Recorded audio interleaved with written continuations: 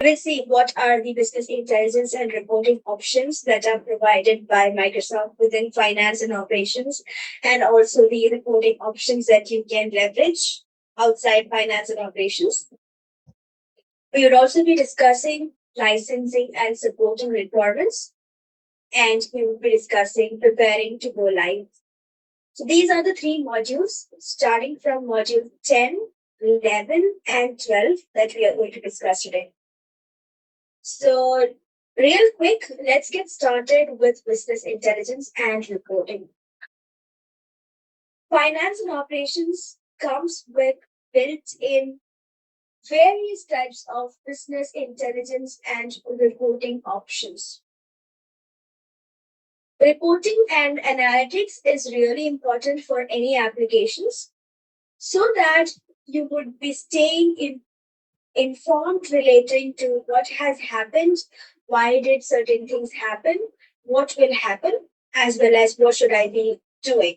So answers to all these different questions will be provided by various reports. There can be static reports, which will let you know what has happened.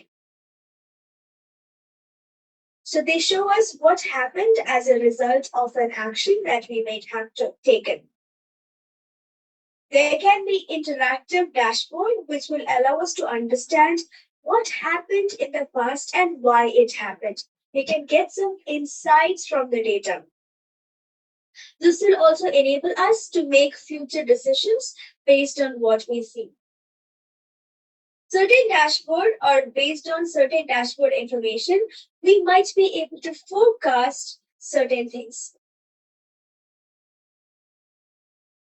And sometimes it can also allow us, based on these reports, they will let us know certain things, decisions that would be like recommended, and as well as they would let us know what to do next. So reporting and analytics is really important to get to know about our past actions, to get insights from the data, to forecast future results, outcomes, and also to make certain decisions based on this. To enable us to do the same, finance and operations comes with a set of reporting options. By default, we have SSRS reports. SSRS reports are primarily used for business documents and high volume printing scenarios. It makes use of default templates. And within finance and operations, here we go, finance and operations dashboard. If I go to any of the modules and I go within inquiries and reports, there are a bunch of pre-created SSRS reports. So you have to simply choose a report type and provide certain parameters, filters, as well as provide a destination where you want to see the report. There are run in the background options where you can set up records for your reports, where you can set up alerts for your report, and also filter the data that you get out of the report. And when you click on OK, these printing ready reports would be generated for you. So SSRS report is primarily used for business document. And finance and operations come with out of the box SSRS report options.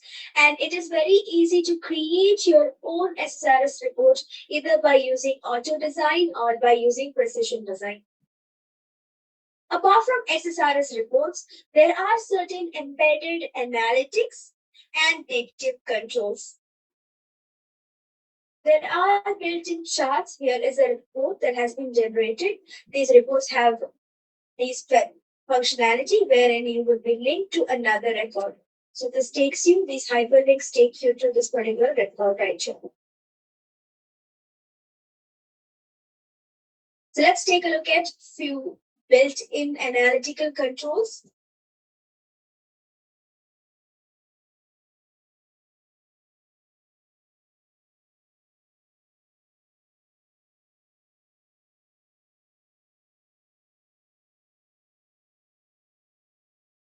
The application comes with certain built-in analytical controls, charts, etc. So these visualizations in your workspaces or your operation views. So these are native controls, like it provides you with charts, lists, grids, pages, etc. And you can also create saved views out of it. For example,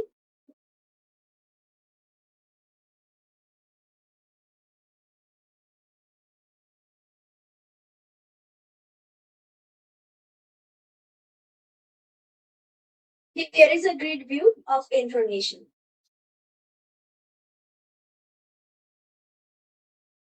In here, you would be able to create a saved view. Maybe you can make some changes. Maybe you can hide this column, insert new columns, and create a new view. You can create a saved view. And apart from this, there is Financial Report Designer.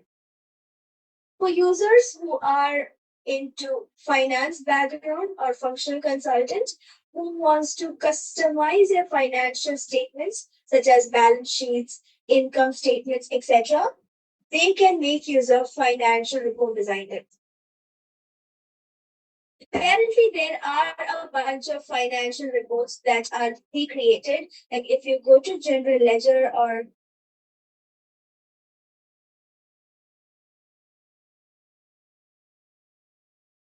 under inquiries, we have financial reports. There are 22 types of reports pre-created for you. In order to generate a report, maybe you can select a report and then click on generate. If you want to create a new report or maybe make use of your financial report designer, you can click on new. This opens up your financial report designer and you will have to authenticate yourself. So this is going to download the application. Let me quickly authenticate myself into this.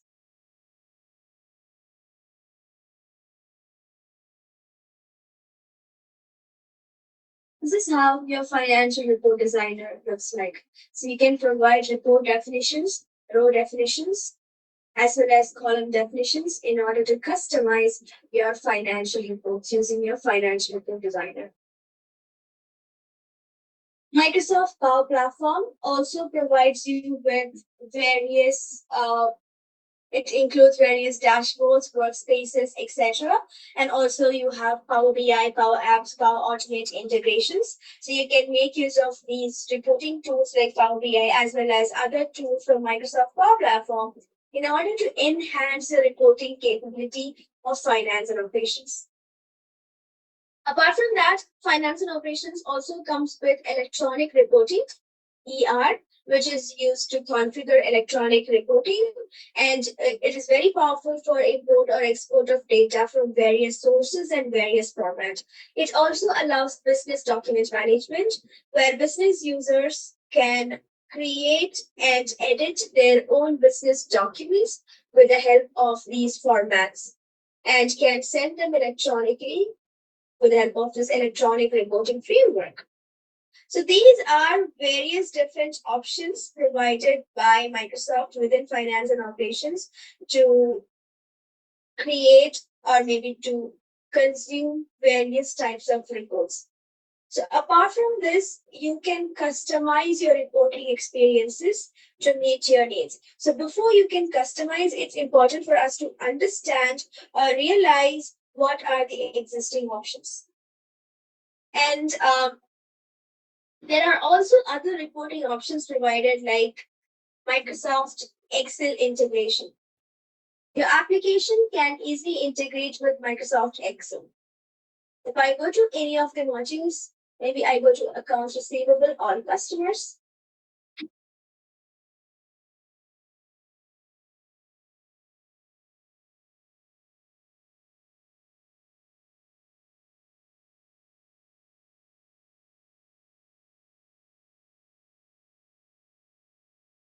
I do have an option where I can integrate with Microsoft Excel.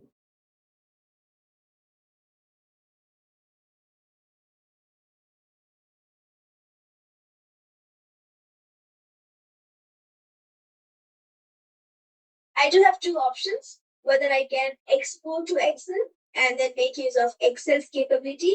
Everyone's familiar with Excel. Excel also provides you with various reporting capabilities. So you can export your data to Excel and make use of Excel's reporting capabilities. And as well as you have an option to open in Excel. So open in Excel actually creates an integration with real-time integration with Excel. So whatever changes that you do onto your finance and operations will be made available within Excel, and the changes that you make in Excel will be made available in finance and operations. This is enabled with the help of an add-in called as Dynamics 365 add-in. You first trust the add-in and authenticate yourself. You can sign in.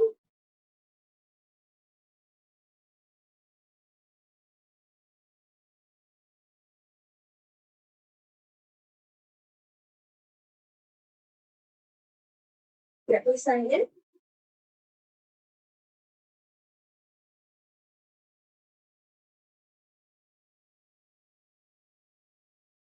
Before we sign in,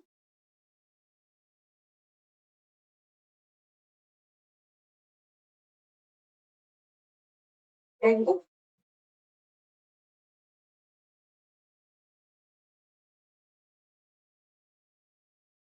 you can create a new record. You can make some changes, click on publish. Changes will be published onto finance and operations. You can make some changes in finance and operations. You come here, you click on refresh. Changes will be refreshed back to Excel.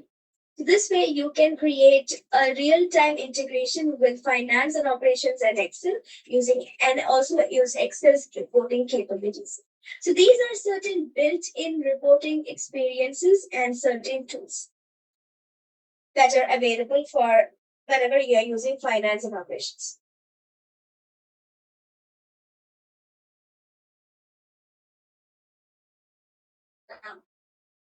So the best reporting solutions are designed with abilities to take care of daily functions and also provides access to information that are required by keeping the user's mind as a target. So the platform offers you with several tools that are designed to meet functional requirements, which are very common across various reporting experiences. Without any question, you can select the right tool that are more, most effectively addressing the needs. So that before you select a tool, you need to know or you need to have a clear-cut understanding about the reporting requirement. So you can drastically increase the chances of delivering a robust solution and fully satisfy your customer if at all you are asking the right question. So first of all, you need to get to know the user. So what is the proficiency of the target person? Are they familiar with analytical tools like Microsoft Excel? Does the user require a guided parameter experience to refine the data set? How frequently will the report be accessed? Next, you will be familiarizing yourself with the data. Are you looking for transactional, analytical, or predictive information? Does the shape of the data change, or if so, how often? Will the report include data from external sources? So these kind of questions can also be handled. Next, determine how the results are going to be used. Are you going to explore the data to gain insights? How will the results be shared with others?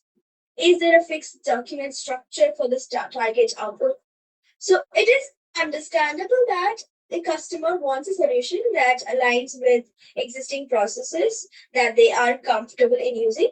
However, you can learn a lot by asking these leading questions.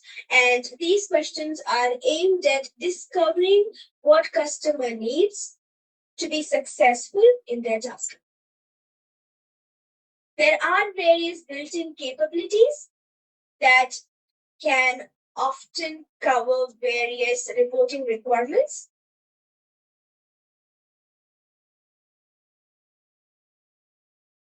Like you have workspaces,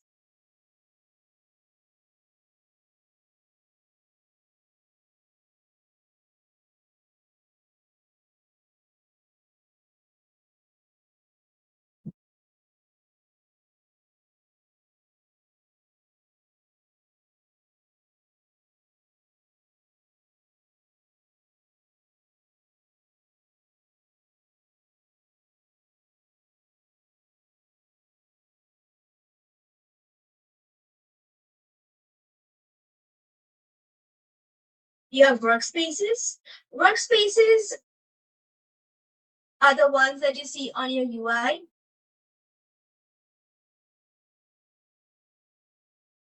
Workspaces provides you with a comprehensive view of the tasks that are assigned to you. So these are role based and they're created by taking these roles into consideration. So this is basically logical grouping of tasks. Nextly, you have tiles. You can find tiles on these workspaces, which also provides you with KPI and summary information.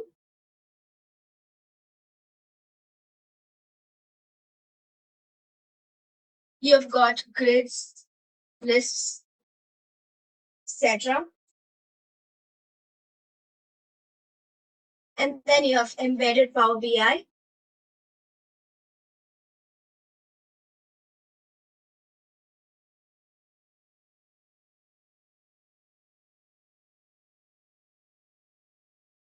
Excel integration.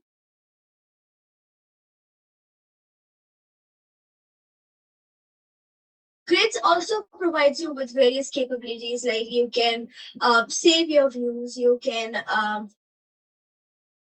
add filters, set up like quick filters, grid level filters, column level filters, etc.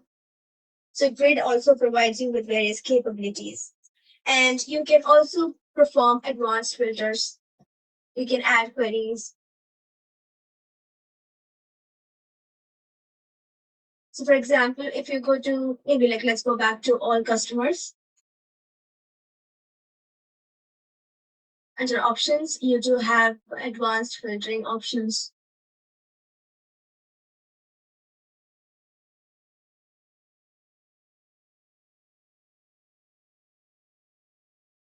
You can add your current table, or maybe like you can create new queries, add criteria for certain fields. This way you would be able to create advanced queries as well. So these are various built-in capabilities for reporting and analytics view. Now, finance and operations also provides, or Microsoft Dynamics 365 has immense, or it supports Power BI immensely. What is Power BI? Power BI is a business intelligence tool. It's a self-service business intelligence tool. How exactly Power BI works? Let's see how Power BI works and us also see a few insights into Power BI.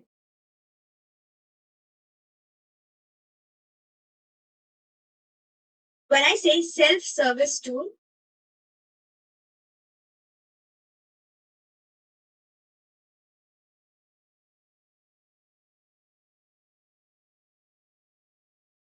so there are various ETL tools that are available in the market. These tools sometimes will allow you to load data into it, clean data, transform data. There are certain tools that allow you to visualize data. There are certain tools that are allowing you to analyze the data. But Power BI is a self-service tool which allows you to bring data. First of all, you would be able to get data from multiple data sources. You can connect to various data sources, including live data, Azure data. You can connect to your database, flat files, etc. So you can get data from multiple data sources. You can bring data into Power BI. You can transform the data. You can apply various levels of transformation, cleaning the data. You can clean the data. You can remove all kinds of junk from the data, and transformed data can be loaded. It also provides you with tax options wherein you can create more fields, you can add aggregations, you can add various other types of calculations on this data. And you can transform data and also you can visualize data. There are various visualizations options available. You can create charts, you can create grids, tables, etc. Once the data is visualized, you maybe like you will be creating reports.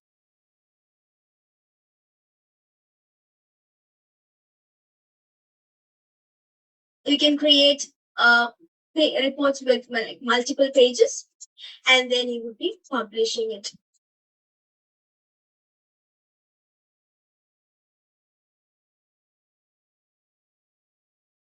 Power BI gives you three major tools or three major components.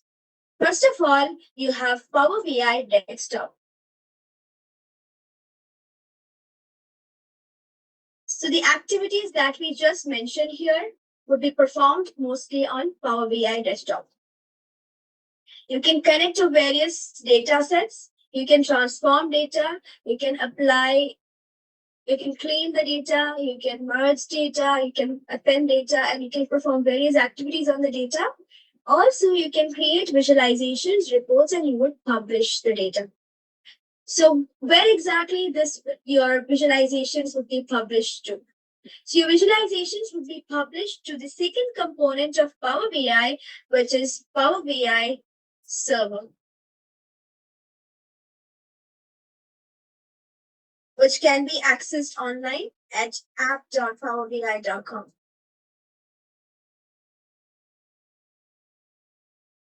All the published reports would be stored in your desktop, the workspace that you have selected. There are two kinds of workspaces: private workspace and public workspace.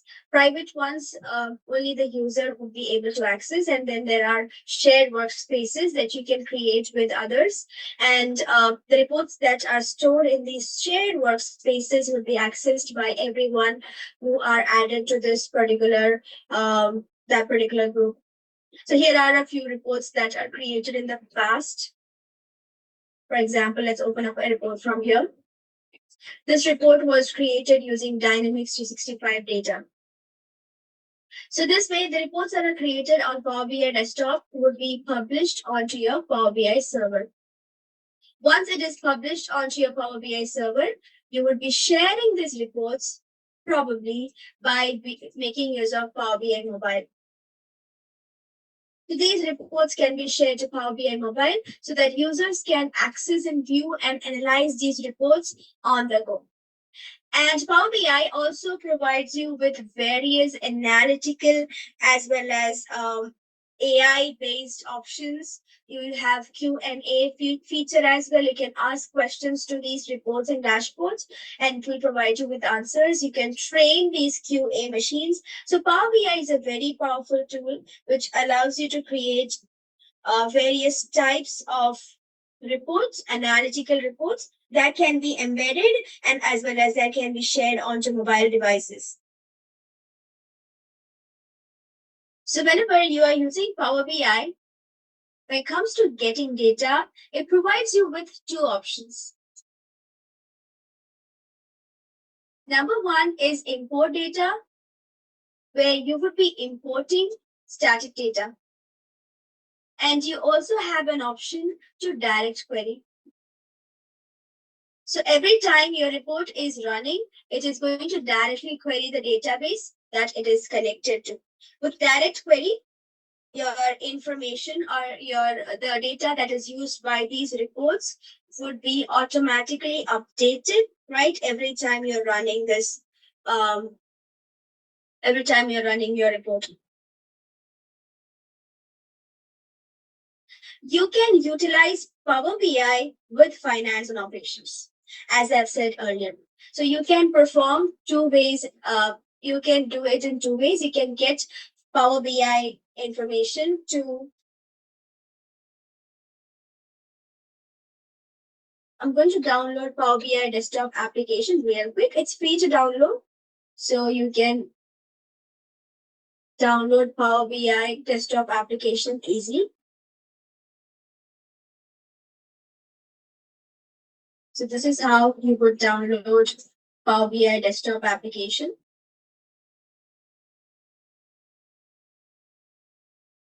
While the Power BI desktop application is being downloaded, let me show you how to connect Power BI with finance and operations. So to connect Power BI with finance and operations, I'm going to use an embedding tool. Step number 1 would be using embedding tool to register finance and operations with Power BI.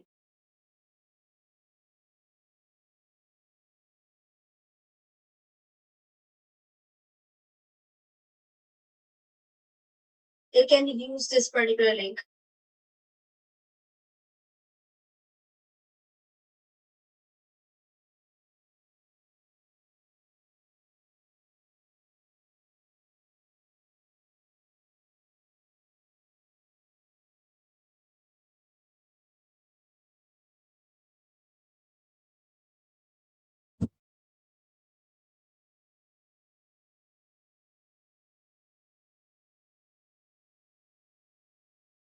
Step number 2, let me show you how to register yourself with the embedding tool. First of all, I'm going to sign in.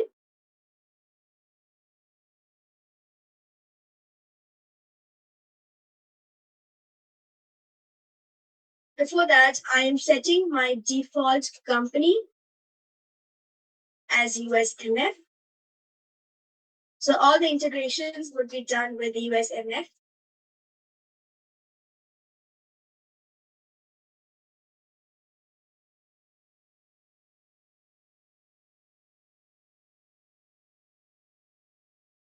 Once you sign in, you're going to register your application. Provide a name. Let's say Power BI integration. And provide your homepage URL.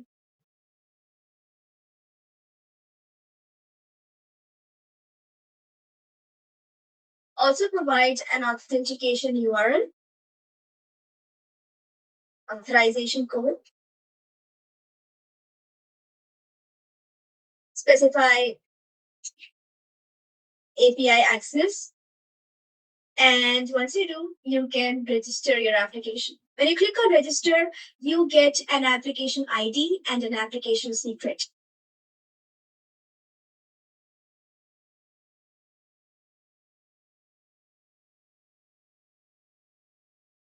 Get an app ID and application secret. Step number 3, we are going to go to finance and operations to register Power BI with finance and operations. So register Power BI with finance and operations under system administration. System administration module, set up Power BI.com integration. We are going to register Power BI with finance and operations. Let's go to system administration module. Set up Power BI.com configuration. Enable this integration.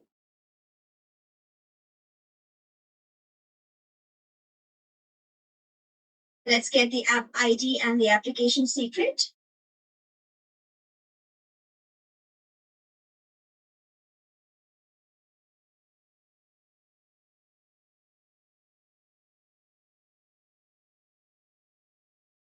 To register this.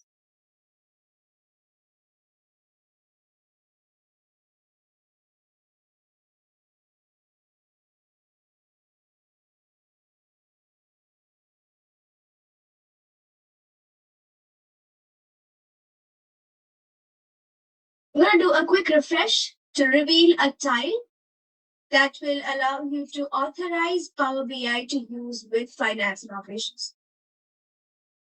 Meanwhile, our desktop setup has appeared, so we'll quickly install Power BI desktop application as well. Let's provide authorizations to Power BI.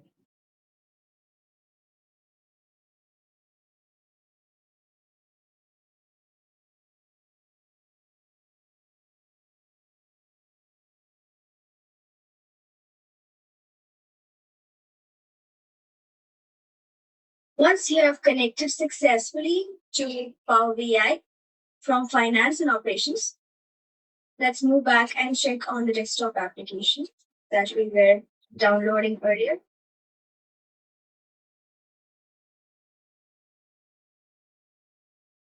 So once we have set up Power BI with finance and operations, you can pretty much go ahead and access your Power BI elements that you have in your Power BI server inside finance and operations. Let's say if at all you have a workspace that is created, let's create a workspace. Personalized style page container, add a workspace.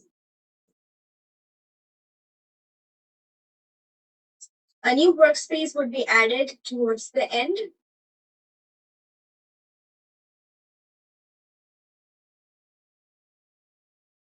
Let's name it Aisha's workspace or test workspace.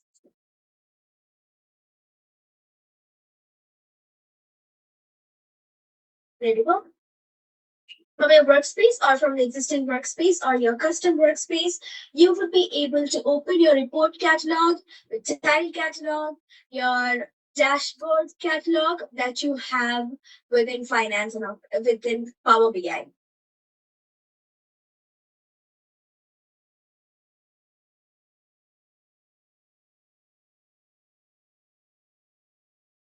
Let's go ahead and add a dashboard. This would be added as a link.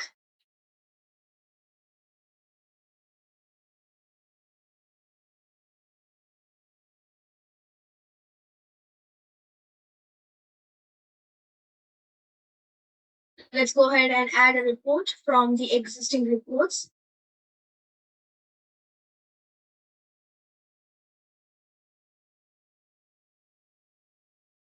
Do a quick refresh to reveal our reports that we've just added.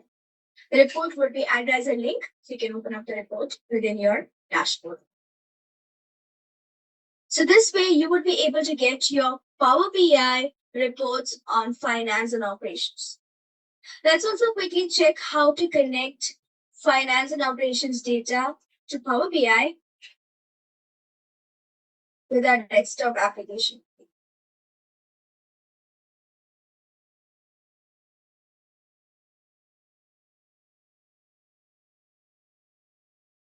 Let's quickly close all these.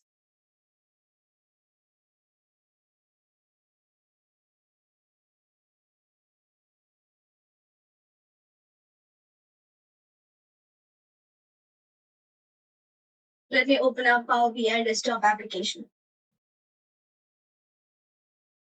Meanwhile, this is loading. Let's quickly revise what we have done.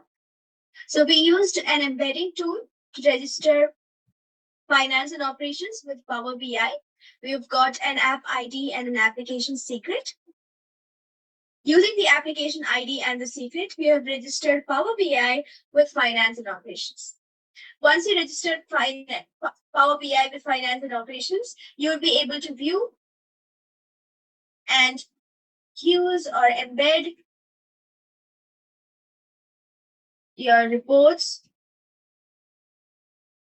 dashboards, as well as catalog, as well as your tiles to F&O dashboard or F&O workspace.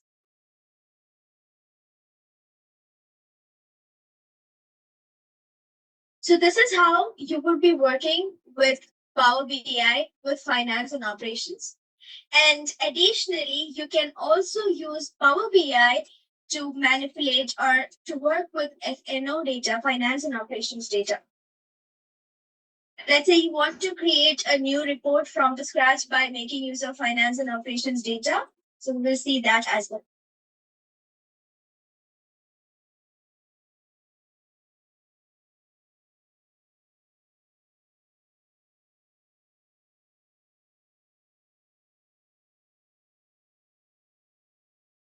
To demonstrate this, I have downloaded Power BI desktop application.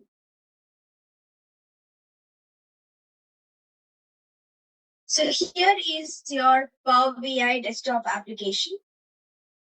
So now let's see how to use finance and operations data or how to bring finance and operations data to Power BI. First of all, to start working with Power BI, you would be getting data to Power BI. Let me log in.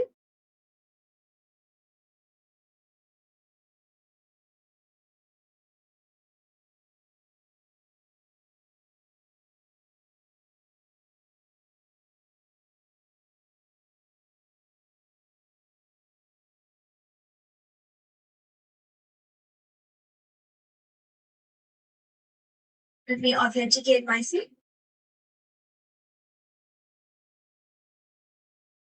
So let's start with get data. There are various data sources you can connect to. You can connect to flat files, you can connect to databases, Power Platform, Azure, online services, and even other services. We are going to connect with OData.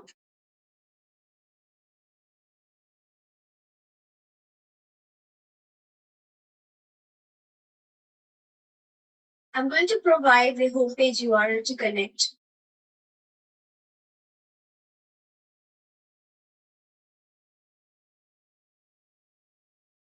Flash data to connect to the data. Also authenticating myself as an my organizational account.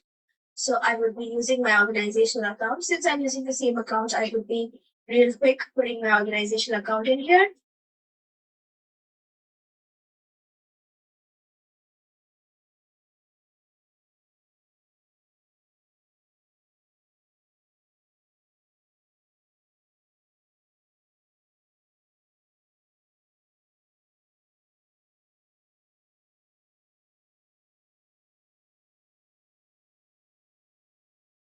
Let me authenticate myself.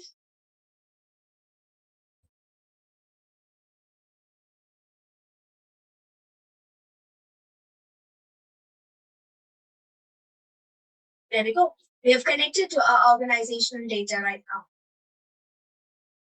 Once we are connected to our organizational data, we will be able to choose from various data entities that are available.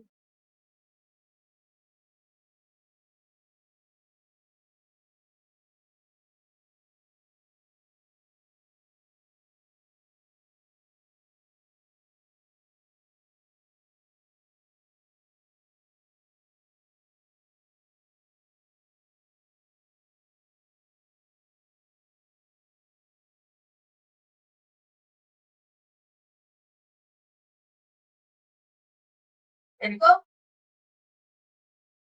Let's choose the required data entities.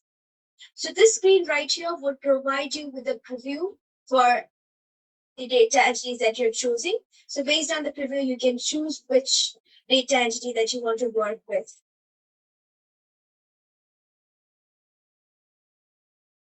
So once you choose your data, the data appears under the data section. Let's take a look at the accountant's data.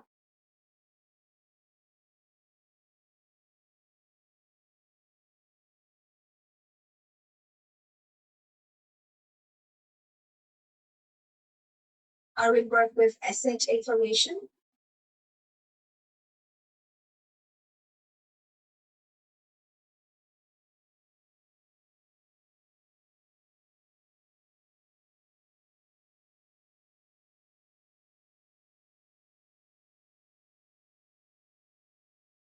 Or you can choose the required data entity to work with.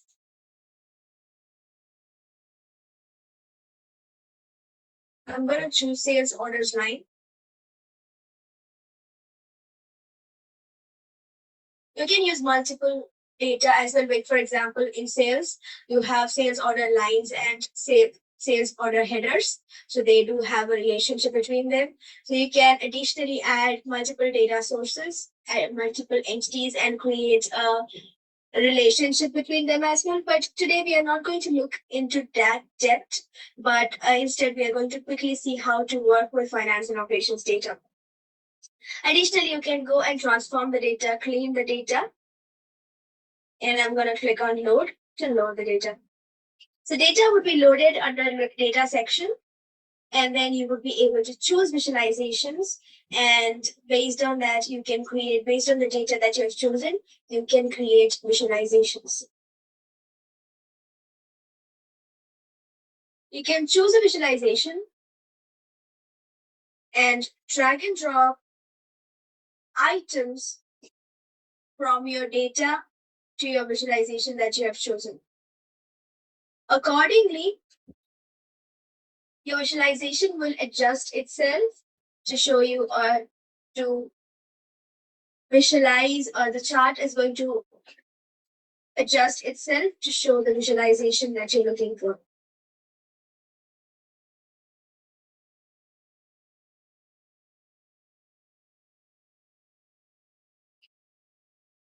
Create appropriate visualizations. You can add as many visualizations as you want. You can also create reports with multiple pages.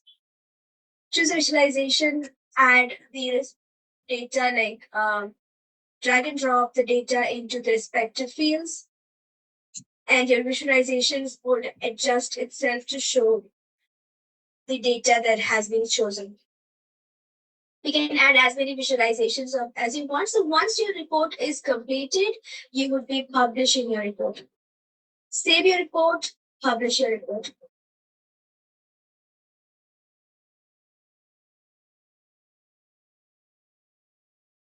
Reports would be saved and published onto Power BI server. So these reports that are published onto Power BI server can be accessed from finance and operations.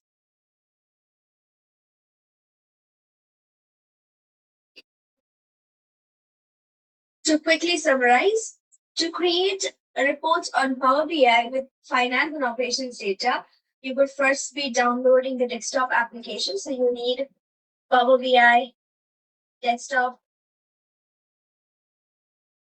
application. Get data. Maybe you can use OData feed, or you can even connect through direct query. Whenever you are connecting to direct query, you would be connecting with Entity Store. Entity Store is a database that comes with finance and operations, which is enhanced or optimized for reporting purpose. So this uses built-in features. So you can make use of Entity Store to connect with finance and operations data.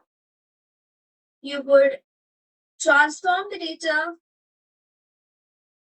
optional, but you would do it, as well as load the data. You choose visualizations, and then you would publish your report onto Power BI server. Once the report is published, you will be able to access the report from Finance and Operations dashboard. So this is how you would be creating reports on Power BI with Finance and Operations data.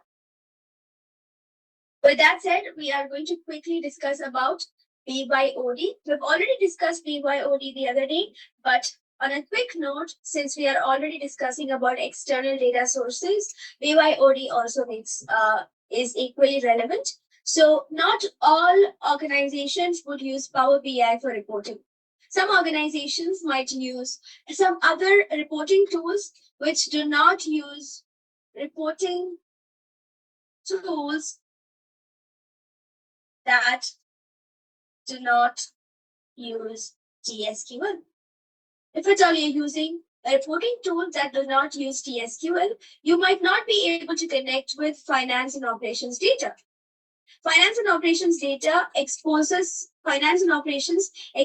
data in the form of data entity. So these applications will not be able to access data entities. So now, to enable access to data entities, what you can do is we can create our own data warehouse or your own data source. Create your own database in Azure.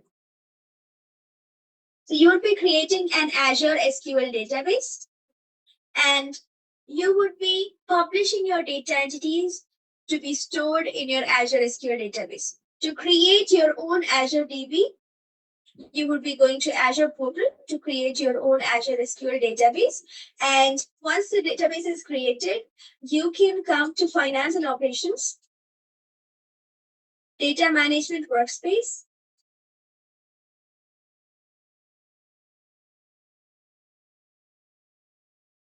go to configure entity export database, create a new data source. Maybe you can say that it's Aisha's DB. Provide a description, Azure SQL DB. Also provide a connections.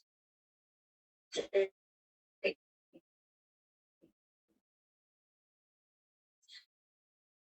would be added in here. So here is the syntax of a connection string. I created an error. Let me get a syntax here.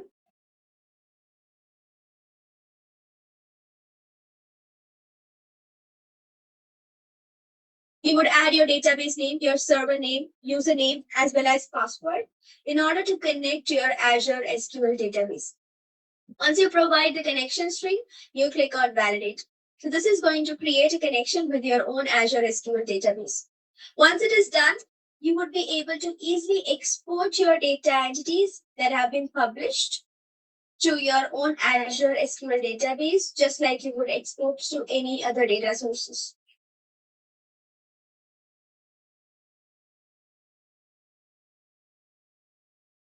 Enable entity export.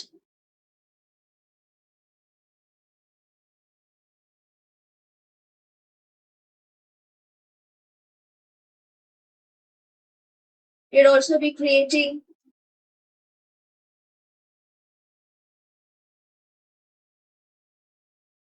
configure DB in data management workspace. And then you will be able to perform the export. Once the data leaves finance and operations, export your entities. Once your data leaves finance and operations and is in Azure SQL database, you can let these reporting tools to access these databases directly. So this feature is called as the BYOD feature, which is also provided by Microsoft.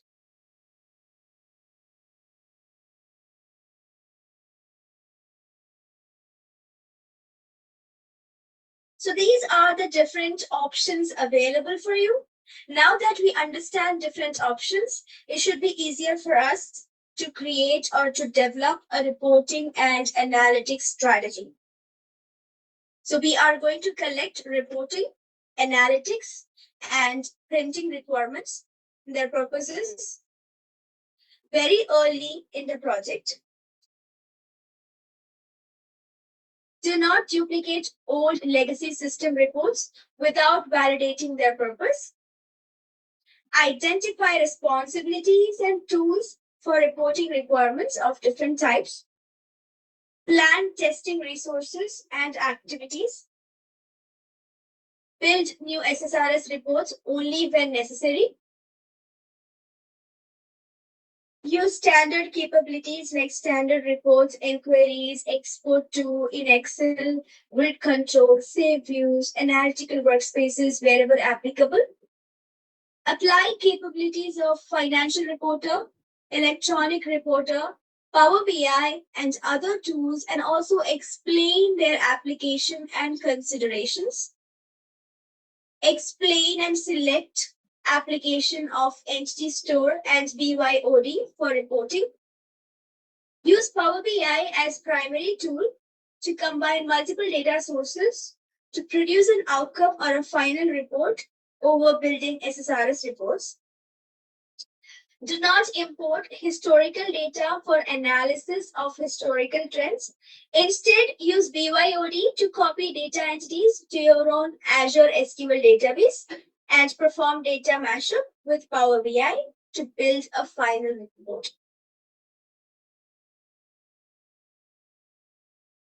So these are a few strategies related to reporting and analytics. With that said, we are done with the first module for today, which was about reporting and analytics. You can spend a moment with the slide.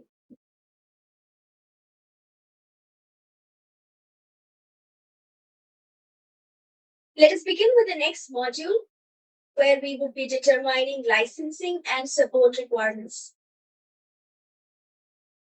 In this module, we will understand licensing estimation. We'll also take a look at understanding various support options.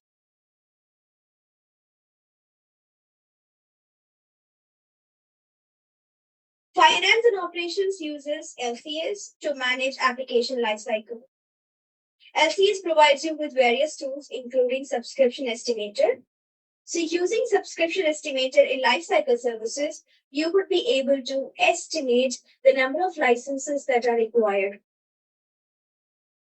You can verify the latest D365 licensing guide, which is available online. So you can download it for free, and which will also help you in understanding the latest licensing requirement. Consider licensing for academic and non-profit organizations. Consider additional licensing for Dataverse, Power Platform, Azure DevOps, or any other required applications. Consider API usage or limit. Consider API or limit usages of these API and additional storage costs if applicable. Consider add-on costs or ISVs licenses if at all required. Consider multiplexing and order line SKUs as well. So what are ISVs? Whenever you plan to implement finance and operations for your organizations, there will be several requirements that are not being covered by the standard solutions. Now, whenever we are dealing with requirements that are not covered by the standard solutions, there are different options that you go with. You might have your developers work on these new requirements and create a custom applications. Sometimes certain requirements would be readily available on the marketplace. AppSource is a marketplace where you can find these applications.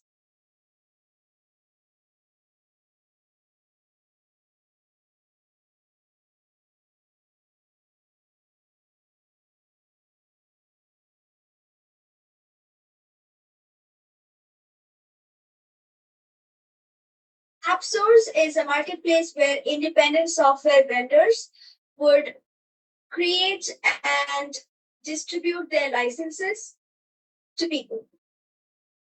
Now, coming to AppSource, you can search for applications based on you can search with keywords. It works based on listing. You can also search based on industries, categories, products, etc. For example, if at all you're looking for applications related to commerce, you can find applications. So there would be certain or plenty of applications that are listed. From the applications, you can identify Power BI certified Power Apps as well as Microsoft certified applications as well. So Microsoft preferred solutions would have a badge like this. There are other certifications that would be there, but for business applications, it's more appropriate you look for these badges, Microsoft preferred solutions. You would be able to contact these ISVs. You can also find the ratings as well as other requirements right from here. So ISV solutions can bring in customizations more easily, sometimes with lesser cost. ISVs will have deep industry expertise. So they would know the best solutions, and you can find these solutions on AppSource. AppSource is a central repository for all ISV solutions, and these are certified and published by Microsoft. How do you determine the best fit? You can look for customer reviews, you can look for product descriptions, and there are also ability to reach out to these ISVs. You can contact them and you can find a potential fit from them. So also identify the ISV solutions and licensing requirements that you're going to go for.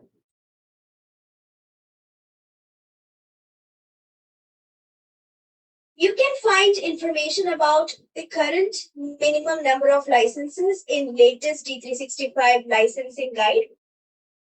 So keep the minimum license count always active. So maybe like a minimum of 20 licenses is needed for D365 Finance.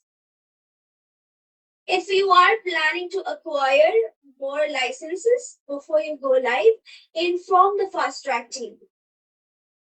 Licensing and transaction volumes affect sizing of the production environment at the preparing to go live stage.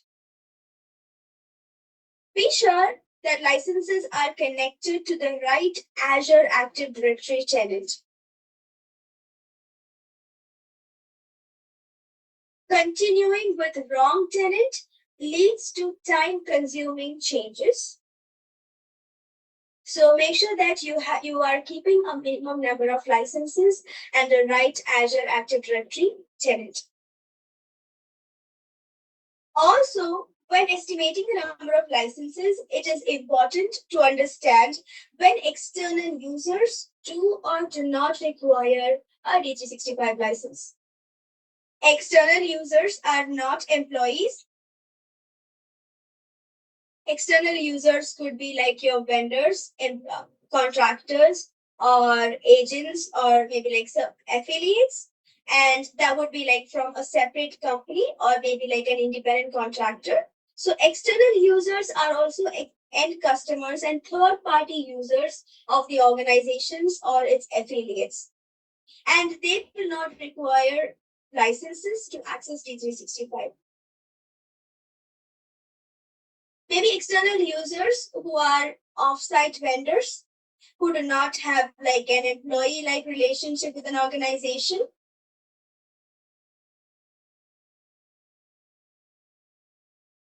When estimating number of licenses, it is important to understand when external users do and do not require a D365 license. There would be internal users like your employees, agents, contractors, and other vendors. And there can also be external users where it should include organizations, customers, and suppliers who are not performing any business processes on behalf of the organization. For example, the supply chain vendors. So they would not require any software licenses. Vendors performing business processes on behalf of the organization or which are integrated into organization's operations would require a software license. Consider multiplexing whenever required. So one of the terms in the licensing context, the solution architect needs to understand is multiplexing. So multiplexing refers to the use of hardware or software that a customer would use to pool connections or maybe reroute information or reduce the number of devices or users who directly access or use D365 service. Multiplexing is not going to reduce the number of software licenses of any type that are need to access your D365 solution. So any user or devices that access Dynamics 365 application should be properly licensed.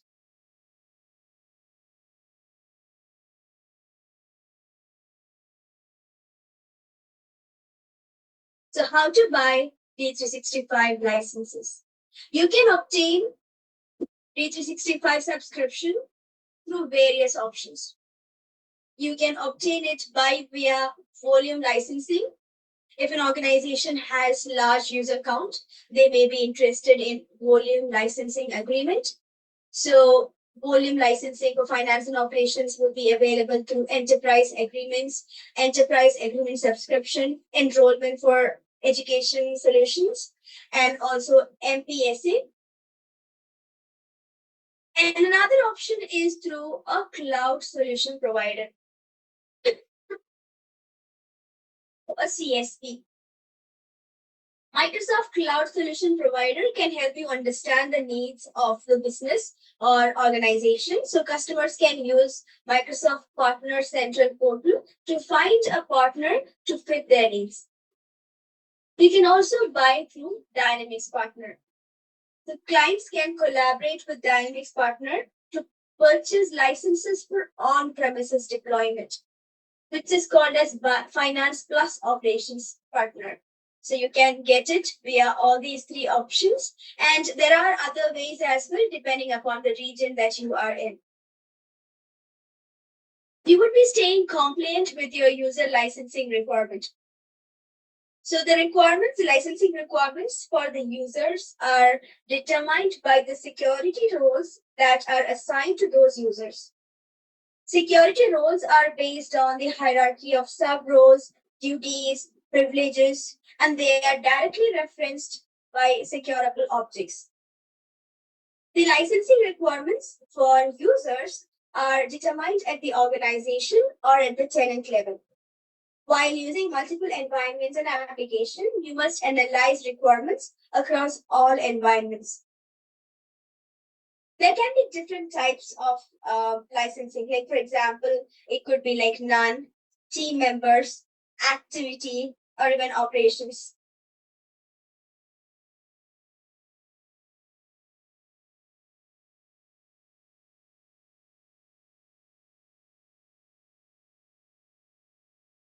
Whenever you are adding role to a user, there is a fact box that appears on the user's page. So this fact box will give you information related to the licensing requirement for the users that you have selected, based on the security roles that you have provided, that you have assigned to the user. So security roles are based on the hierarchy of sub-roles, duties, privileges, etc. that are referenced by this particular user.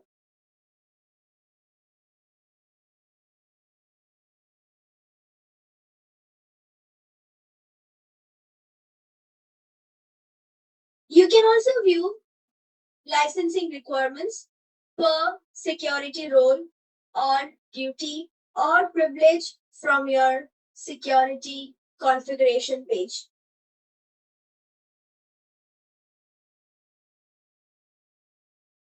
There are certain reports under system administration which are related to licensing. So you can run the user license count report to get a count of required licenses per license type, for example, team members, activity, operations, etc. So this report will give you an understanding of the same. If the licensing requirement is identified as operations, you must use the user license subscription estimator report from LCS to determine full user licensing requirements.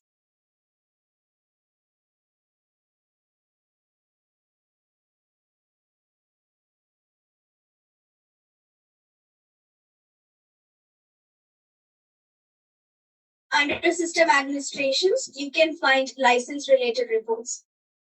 There are user license counts, which are used to get a count of required licenses per license type. So this report will also provide you with details about each user and the licensing requirements for each assigned role. The user license estimator report. If no privilege that require a specific full user license report have been assigned to a user, that user is shown, but no specific full user license are marked in this report, the user will be compliant with any full user license that is assigned. If privileges assigned to a user requires one or more specific full user licenses, those licenses are indicated in this report.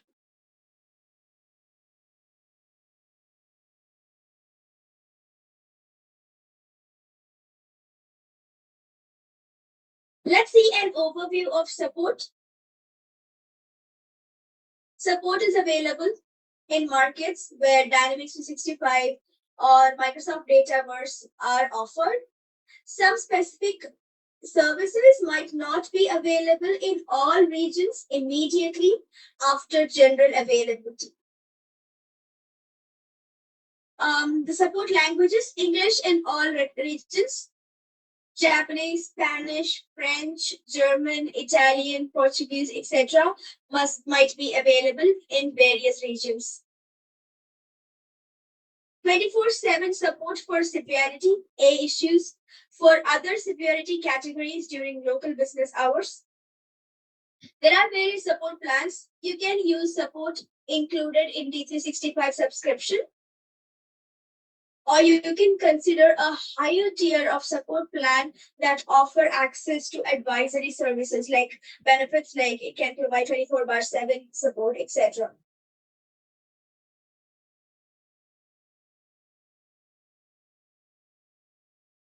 There are various servicing scenarios with DSE. Apart from Microsoft's Fast Track team, you would also be contacting the DSE team. You will be able to create service requests for DSE in LCS. So in some cases, certain service ticket request actions are available, like for example, deploying environments.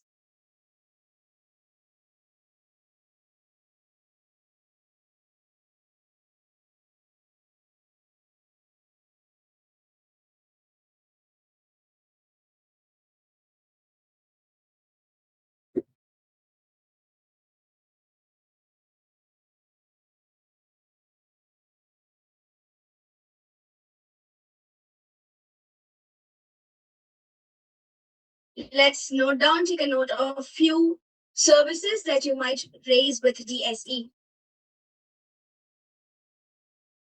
The Dynamic Service Engineering team.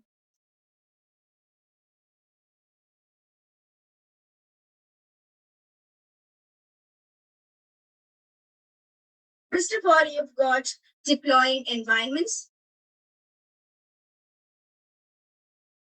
So you would be considering fast track go live assessment process for production environment, and DSE team is going to take care of your deploying environments part. Code promotion, production.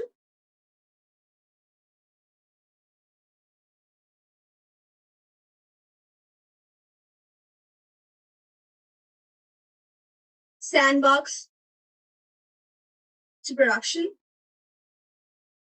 Copying database before you go live. Production to point in time restore after you go live.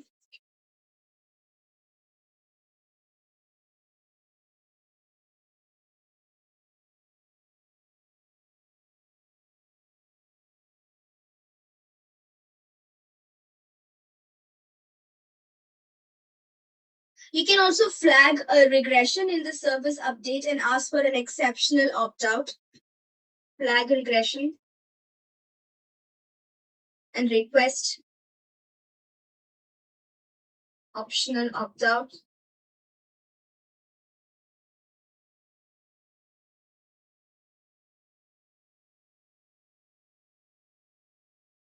You can perform various performance-related requests.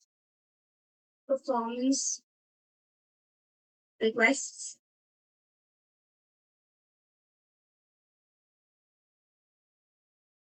For feature activation,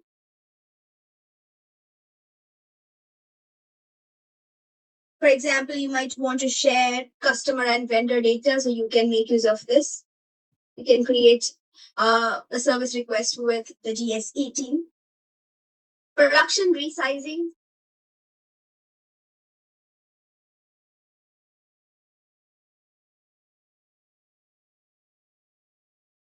If you have additional projects, LCS projects, you can work on that on the same tenant.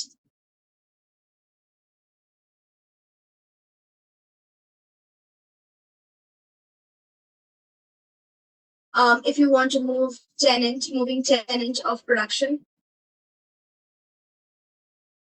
So under these circumstances, you would be requiring a service from the DSET. There are also other self-service that you can do without the DSET. Depends. This will be the self-service that you do on the environments without the DSET. Maybe like to deploy your environments. Depends on the type of the environment. Non-production code promotion. Database movement. Maybe between non-production environments, like refresh your copy of a sandbox with a copy of your production, or point-in-time restore of a sandbox, refresh a sandbox with a point-in-time refresh, restore copy of production, exporting database, importing database. So database movement for non-production, in short.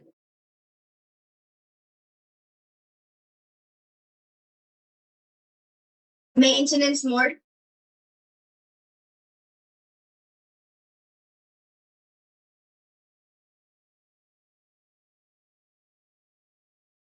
Pause any automatic deployment of a self-service. Pause deployment. Restart services.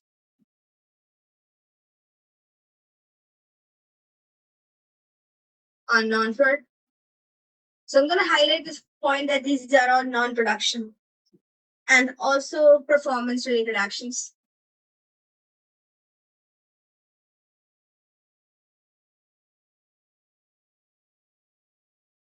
So these could be performed without involving your dynamic service engineering team.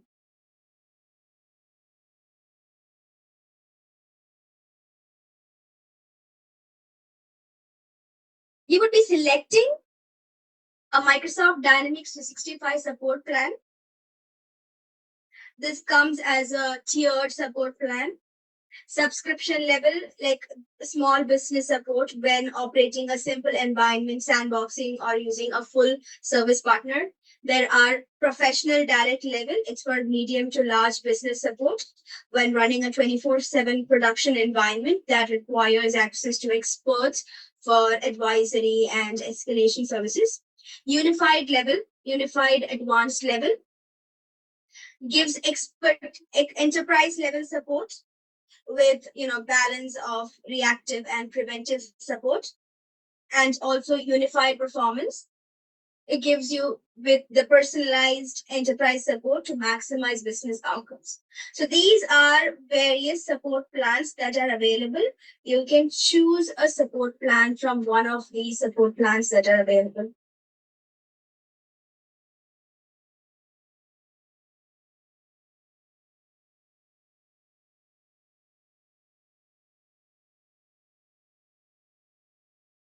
Partners provide initial line of support for technical, functional, and implementation method requests during project.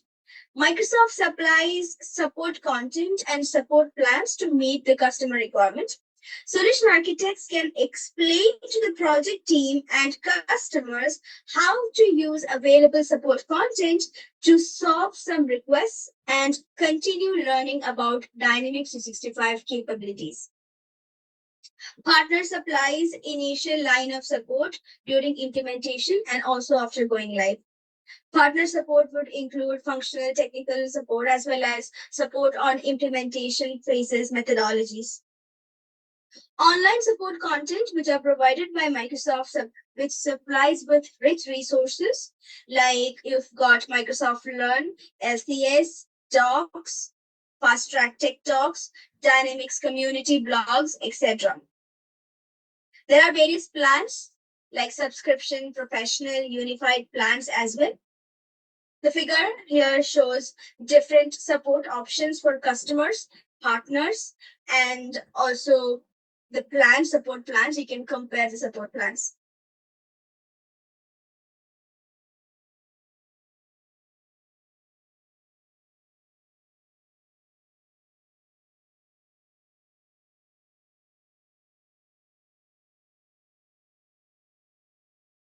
To achieve best results, it is very important to explain and educate teams on how to create support tickets in most efficient way.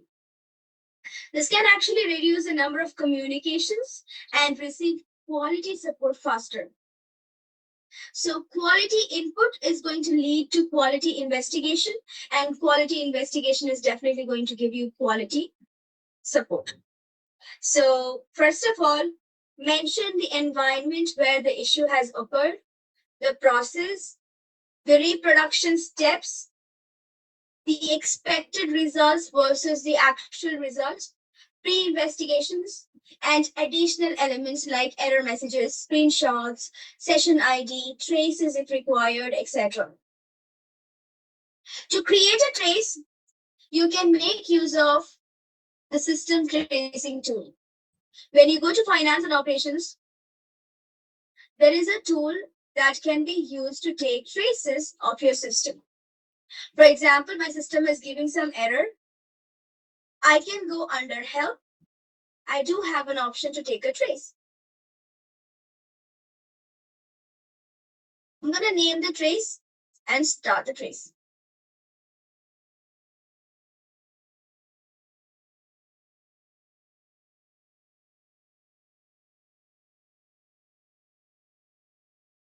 Along with screenshots, you can also provide these traces. You can stop trace once you perform the action. You can upload trace or download trace as well so that it can be used later on.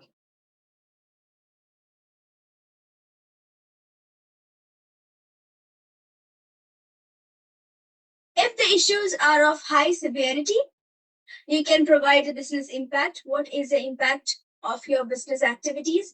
And also the financial impact. How does it impact you financially?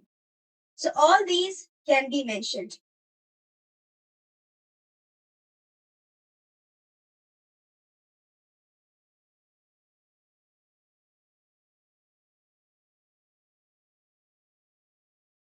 With that said, we are going to look at a few support strategy considerations before moving on to the next module. By understanding all the support related concepts, it should be easy for us to create or develop a support strategy considerations.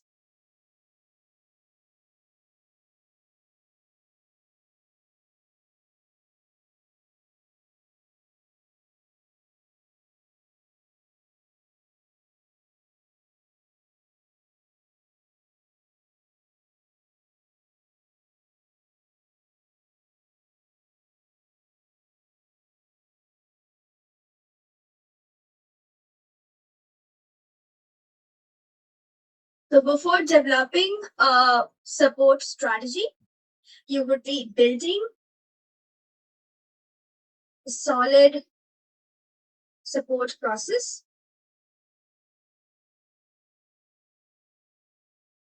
with clear escalations,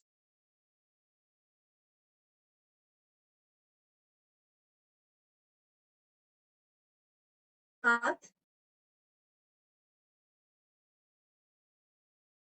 You can enforce a pre-investigation.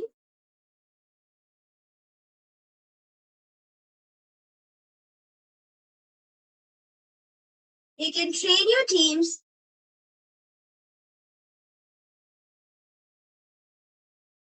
perform maybe like basic troubleshooting.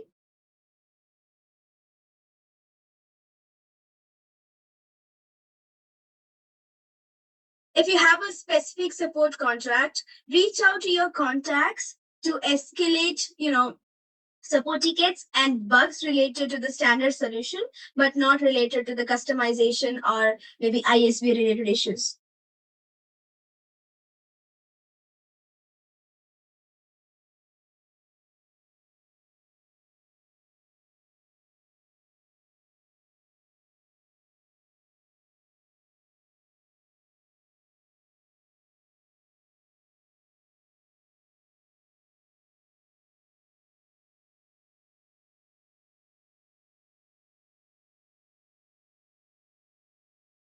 Plan your service updates.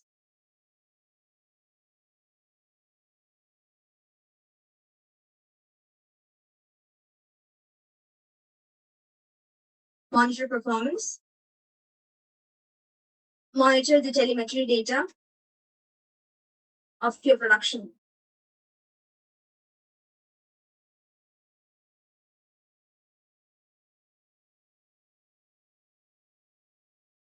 Automate regression,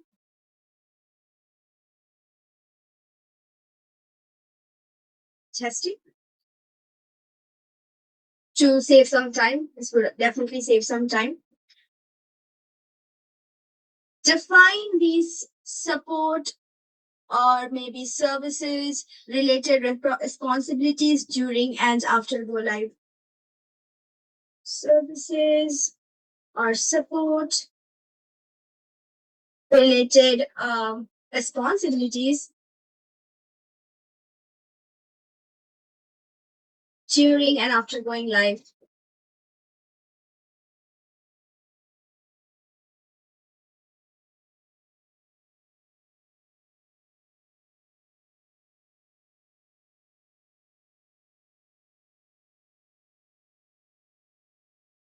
Define your support team structure.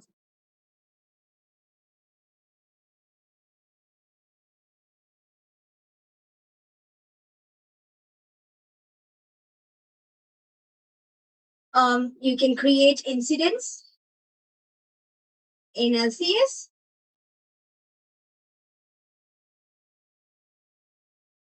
You can set up technical support for F&O to create incidents in Azure DevOps. Also use Azure DevOps.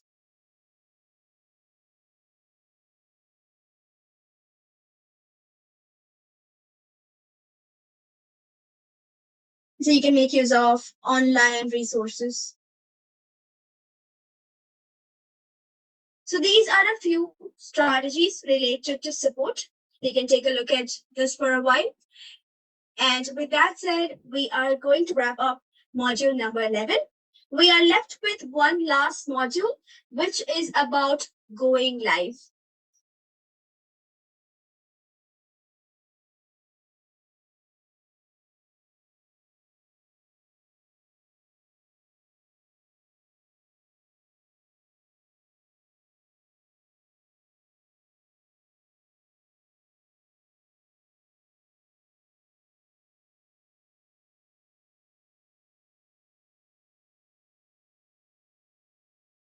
Let's move on to the next concept or next module.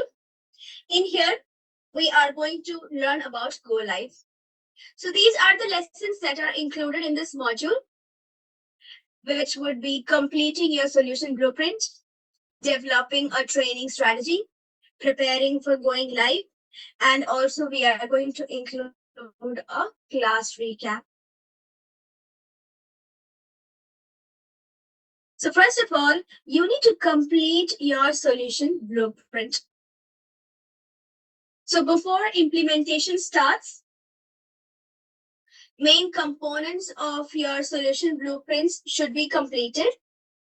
A completed solution blueprint document will give the solution architect, the customers, the project team, and also Microsoft Fast Track Solution Architect a solid understanding about the scope of the project and how the solutions will be implemented. It would also allow you to evaluate and estimate the solution and also lays a foundation for more detailed preparation and also reduces risks and challenges in the project. During implementation, solution blueprint would serve as a reference and also allows more structured approach to be applied.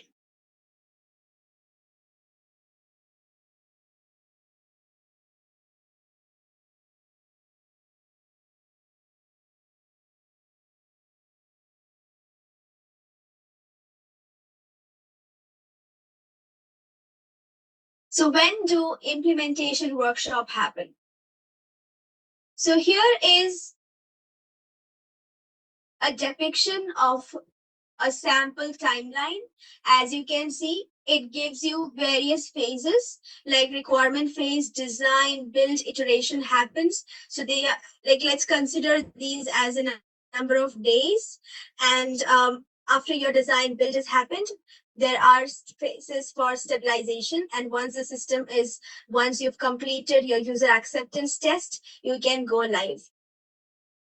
There can be multiple implementation workshops that happen. For example, you've got partner kickoff, customer kickoff. You can schedule your workshop. You can have your solution blueprint workshop. This would be right after handover from pre-sales team. And then you can have your environment workshop.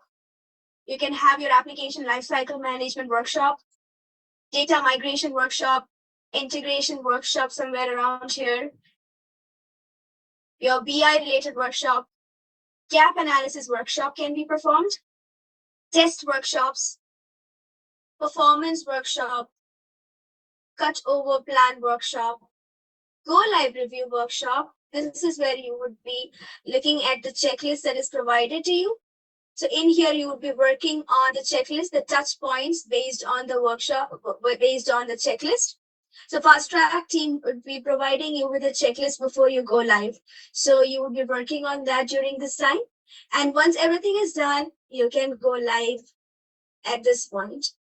So these are the situations when your implementation workshops could happen.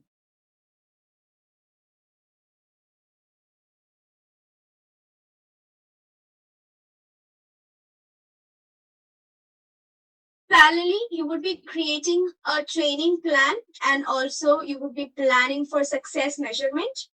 You can create a communication plan. You can create training materials, make use of task recordings, task guides to create materials, landing and execution of the plan. And then you would be working on the training materials by following up and working on the feedback as well. So you would be creating a strategy for training components as well. So let's take a look at go live assessment in a nutshell. So go live assessment would ensure a smooth go live and also reduce the number of escalations later on. So Microsoft is aware of the situations where issues can occur. So all these points are created and shared with you as a checklist. This would happen as an email communication about 8 weeks before your go live date. You can send go live checklist when your user acceptance testing is almost done. Go live assessment is done via workshop or email based on the fast track service level that you have availed. Assessment reports with guidance for specific project will also be provided.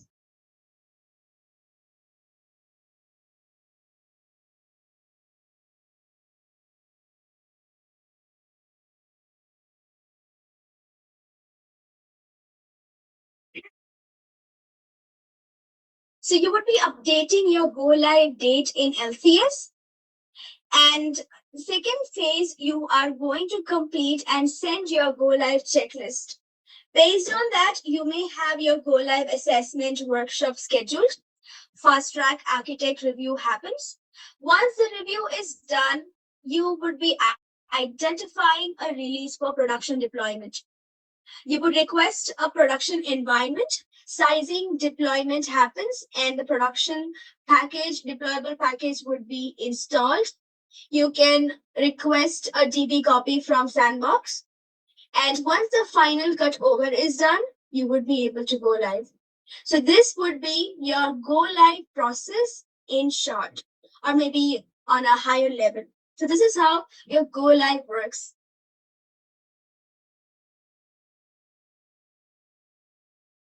You should be completing your go live checklist. So you can submit it as email or as a part of your workshop with Fast Track. It must be completed before production and can be your production can be deployed. Mitigations might be required and that needs to be addressed after submission of the go live checklist. Do not submit production request until your go live checklist is submitted and assessed by fast track and is completely and successfully completed. Your go live checklist would have various questions related to your solution scope, LCS, performance, integrations, code management, data management, etc. Let's take a look at a few questions related to data management. Is the configuration data ready? You would be asked to choose an item. If the data is not ready, share with us the expected timeline. Is the master data that you will migrate ready? Is the security setup that you will migrate ready? So these kind of questions, so there would be a lot of questions that you may have to go through one by one and choose the right answer. So this checklist is going to help in smooth production. So there are various pitfalls that have been identified by Microsoft where usual errors occur. To avoid or to save ourselves from these usual errors, this checklist is going to be very helpful. It is also very important to purchase all licenses before starting off your implementation. Your fast track program will provide you with guidance during your first rollout and during your solution blueprint reviews, etc. Production sizing. Production will be sized as per user licenses, which are maybe it can be shown under active subscription. If you change the number of licenses after you create the currently active subscription estimate, it is important to create and activate a subscription estimation in LCS prior to requesting production. If you increase license count after you go live, or if the transaction volume changes significantly, it is very important to create and activate new subscription estimation in LCS and also create a support ticket to support this.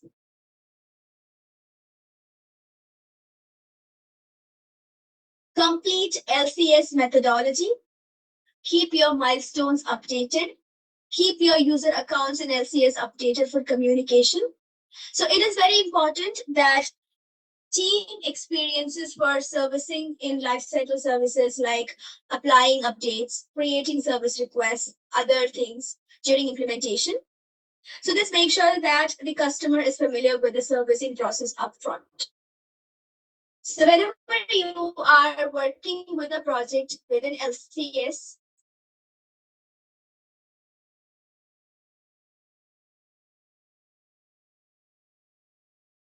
so first and foremost, you would be provided access to LCS. Unless you are a customer or a partner, or at least you are invited to a project, you would not be able to access LCS. Once you are given access to LCS, you will be able to access, you can enter your project. Your project would be using a particular methodology.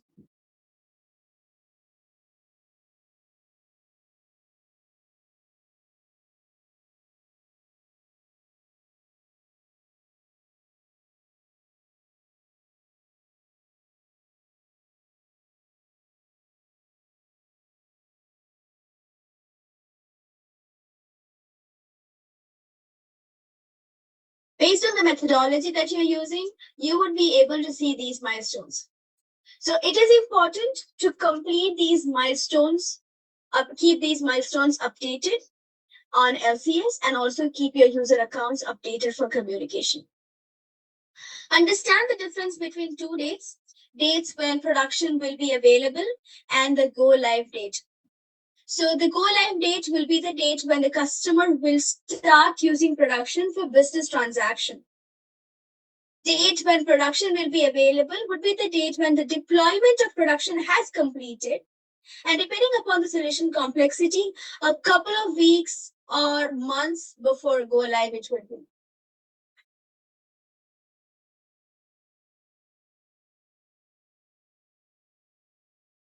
User acceptance test completion is important. So user acceptance test would be one of the last tests that you perform on the system. This ensures that the system is working according to the requirement document that you have started your work with. So you ensure that the user acceptance test has been completed and your solution is signed off. User acceptance testing would be done on the right environments. You cannot perform user acceptance testing on tier 1 environment. You would require tier 2 and above environments for this.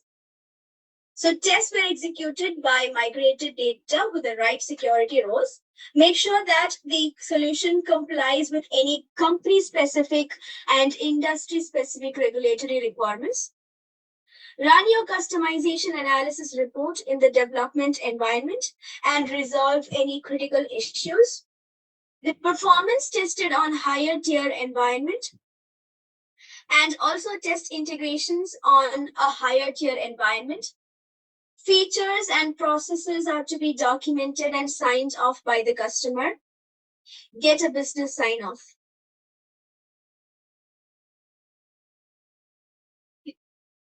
Provision your production environment. Request, deployment, cut over, set up, validation, by which you will be provisioning your production environment.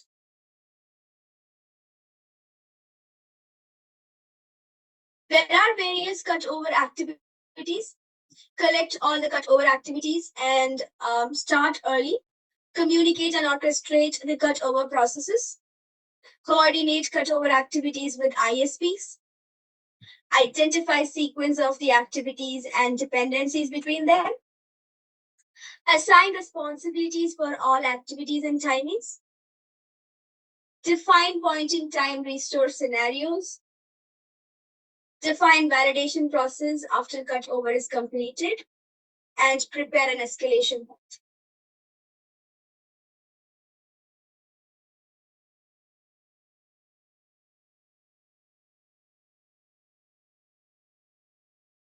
Have a signed off cutover plan down to the minute.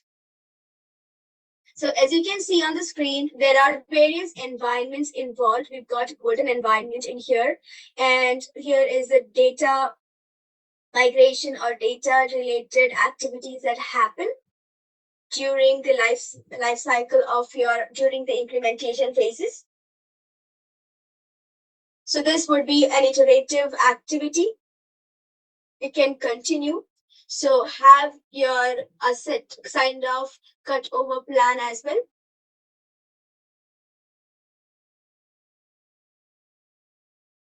With that said, we are done with the MB-700 course.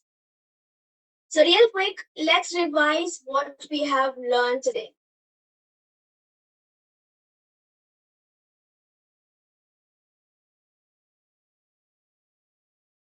So in today's session, we started discussing about reporting requirements. So we discussed 3 different modules today. Module number 1 was about reporting.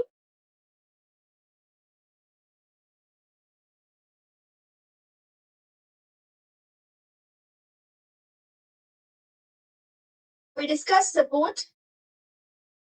And we also discussed go live.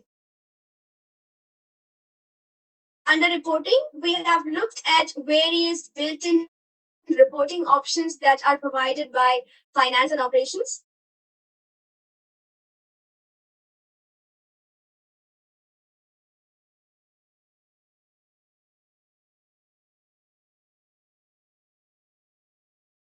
We have seen how to create and connect or use Power BI.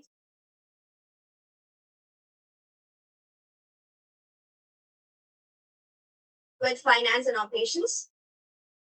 Power BI, we have also took a look at what Power BI is. Power BI is a business intelligence tool by Microsoft, which follows a no-code, low-code platform principle. And with the help of Power BI, you will be able to get data from finance and operations to Power BI, and you will be able to create beautiful visualizations and bring them back onto finance and operations to show them on your dashboards, desktops, on your workspaces. And we have created a strategy by understanding all the existing out-of-the-box reporting options and also understanding how to use Power BI, as well as we have learned about external data sources. So with all this information, we have developed a reporting strategy. We've talked about all the requirements or all the different considerations before we are going with a reporting strategy. The next module that we discussed was about support. We have seen what are the different levels of support available and support and licenses. Let's add licenses as well. Licenses and support.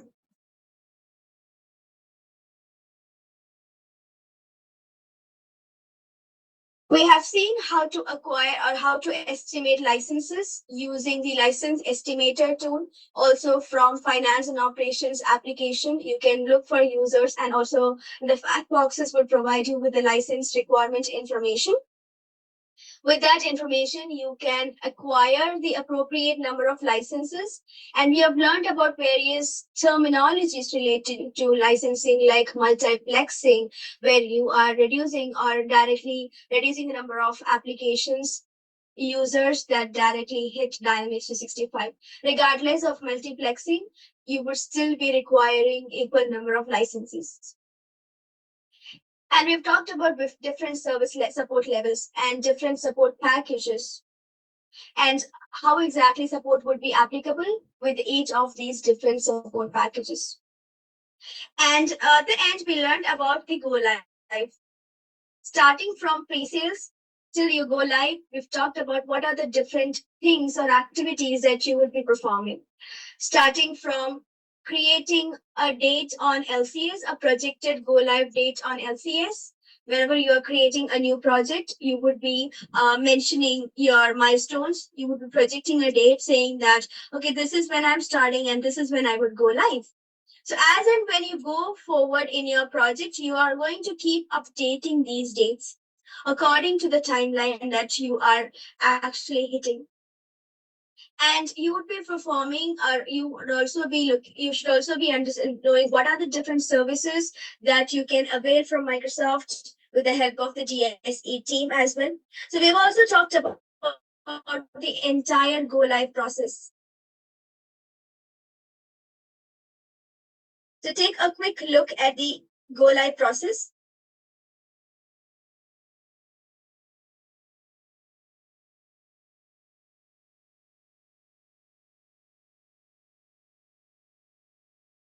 You would start by updating the go live date in LCS, even before maybe like at the beginning of the project itself.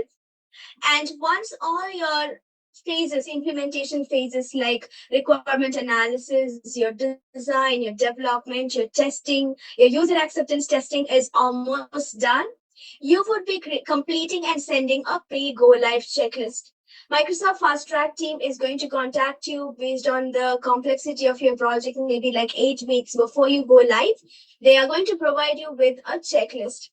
So you will be going through this checklist, would be updating this checklist, and you would be answering all the questions, and there should be some window left so that you can work around with the findings of this checklist. You can set up, schedule go live assessment workshops accordingly, and later on, after the fast track review, you can request for your production deployment. Once the production deployment request is created with the DSE team, they are going to size it, deploy it, install it for you. And then once you finalize your cut over, you would be able to go live. This is the entire go live process. We've discussed this in detail in this lesson. And with that said, we are going to wrap up this course. We'll see you tomorrow, and we would have a quick or maybe more elaborate revision of all 12 modules, including we will talk about the MB-700 examination. So hoping to see you all tomorrow. Thank you so much, everyone.